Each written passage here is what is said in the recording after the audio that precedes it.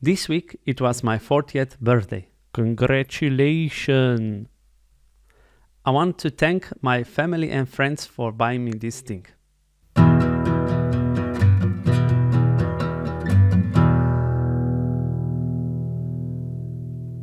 Hi everybody, the World Championship has started and today already came to West Plate. Ding was white and Nepo was black. Let's jump quickly into the game. Ding started with d4. Ding Liren is a d4 player.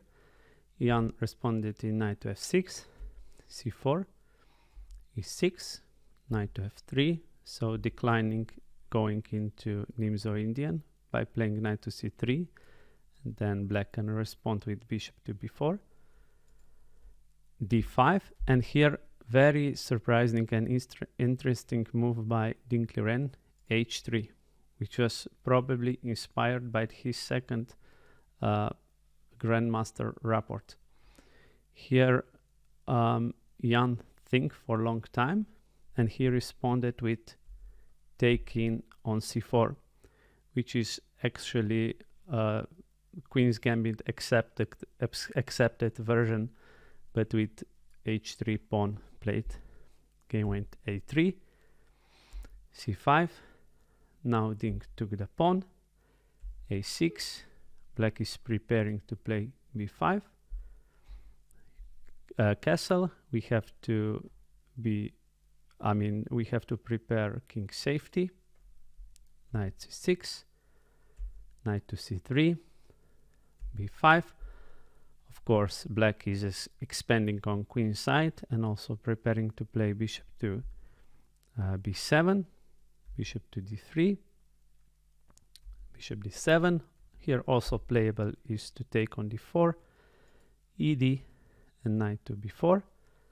But Jan opted for this bishop to b7, a4, b4, knight to e4. And interesting enough, this position Ding already played against Aronian in Blitz game in 2021.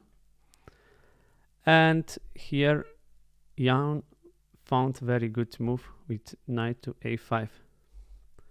Also possible is to take here, but after bishop takes, f5. This is quite risky for black, and white is better in this position.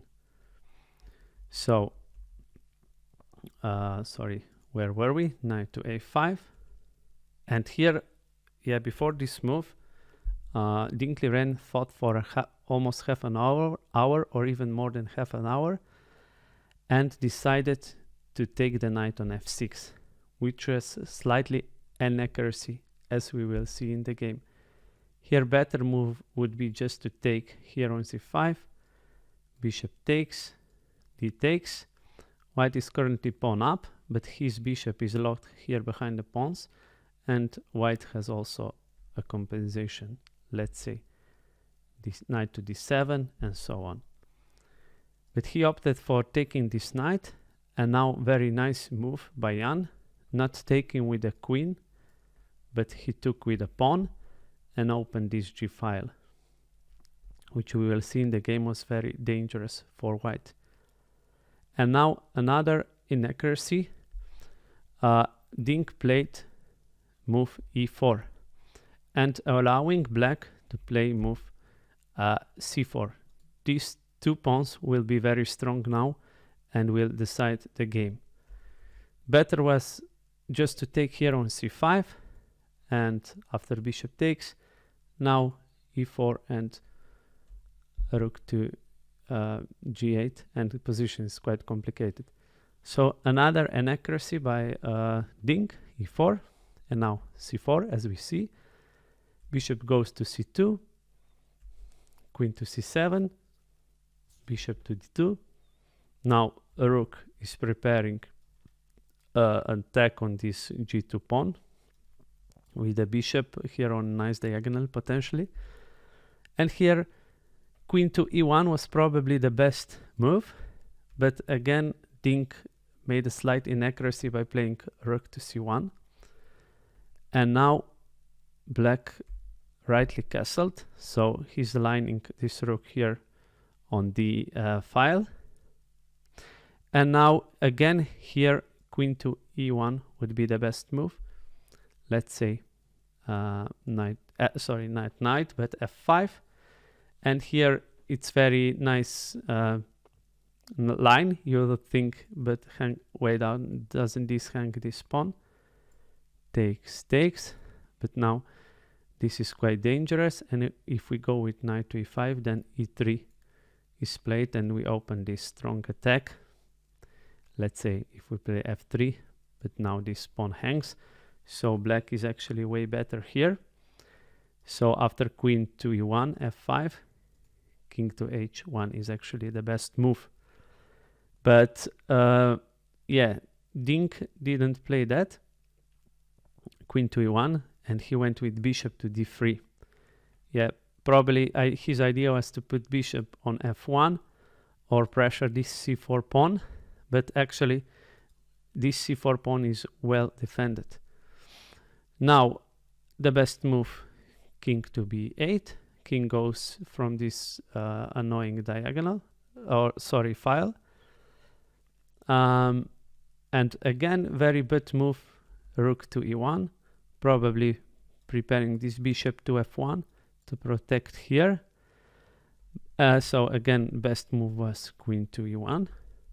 Okay, so rook to e1. And yes, also here it's very nice line. We think that we can take here, because if knight takes, we can play b3. So we want to pick up this knight. But here it's a very beautiful move, knight to b2. And if we take the queen, after black captures our queen, we have this intermediate move, check, and pick up the bishop on b7. King takes, and now rook to d1, and bishop to d6. But in this position, black is actually better, and we don't have enough compensation for the sacrificed exchange. Okay, so instead he played rook to e1, and now very nice move. Even Ding Liren in press conference praised this move. This was excellent choice by Jan, trying to take here and open this bishop. And now bishop sadly returns to c2, so actually he went to d3 and back to c2 and losing 10 piece. Here is very, very beautiful line, really beautiful. If we take here, let's say on f5, now we have a huge blow by rook takes d4, double exclamation. And if we take here, then a rook to g2, check. Of course, if we go here to h1, then this is a checkmate. But if we go to f1, now again, very beautiful move. We take this pawn on f2, king takes, and after queen h2, let's say king to e3, bishop, this is a checkmate. But if we go to the f1, this is a checkmate. So yeah, beautiful line after f5. So we cannot take. He went bishop to c2, knight c6. Again, very good move, pressuring this d4 pawn. Bishop to g5. Here Jan think for like 7 minutes, I think. And again, he found the best move, sacrificing a rook. So you have to take. Knight takes d4. Again, Ding was still trying to save this game by playing queen to h5, f6. Now here the best move would be to take this pawn here, bishop c5, we take on f6, queen f4, but as you can see all the black pieces are coming into play, and this is still resignable for white. But instead, after f6, he returned to f3. Now black took the bishop on c2, rook takes,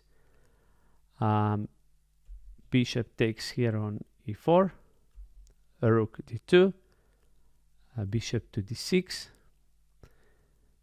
king to h1, and now very nice move by Jan, c3, we take, rook d4, c2, so this pawn is about to promote, queen a h6, we prevent that, and now very simple and nice move, e5. So actually this rook is out of squares. We can't go here, we can't go here. Okay, if we go here we promote, and we can't go here and we can't go here. So this was very nice game played by Jan, very interesting.